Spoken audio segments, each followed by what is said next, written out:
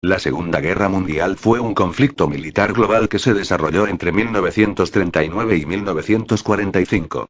En ella se vieron implicadas la mayor parte de las naciones del mundo, incluidas todas las grandes potencias, agrupadas en dos alianzas militares enfrentadas: los aliados de la Segunda Guerra Mundial y las potencias del Eje.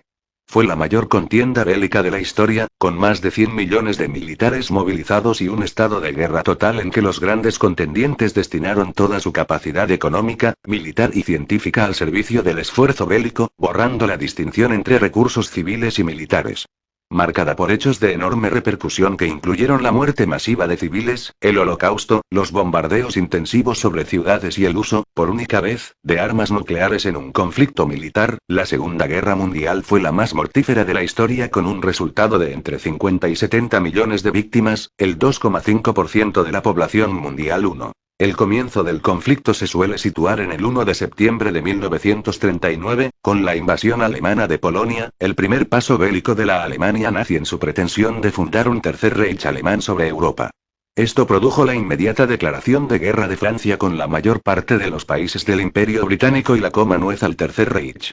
Desde finales de 1939 hasta inicios de 1941, merced a una serie de fulgurantes campañas militares y la firma de tratados, Alemania conquistó o sometió gran parte de la Europa continental. En virtud de los acuerdos firmados entre los nazis y los soviéticos, la nominalmente neutral Unión Soviética ocupó o se anexionó territorios de las 6 naciones vecinas con las que compartía frontera en el oeste. El Reino Unido y la Commonwealth se mantuvieron como la única gran fuerza capaz de combatir contra las potencias del Eje en el norte de África y en una extensa guerra naval.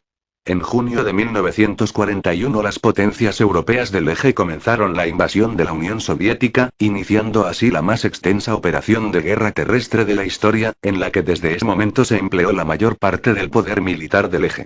En diciembre de 1941 el Imperio del Japón, que había estado en guerra con China desde 1972-3 y pretendía expandir sus dominios en el sudeste asiático, atacó a los Estados Unidos y a las posesiones europeas, francesas, británicas y neerlandeses en Asia y el Océano Pacífico, conquistando rápidamente gran parte de la región.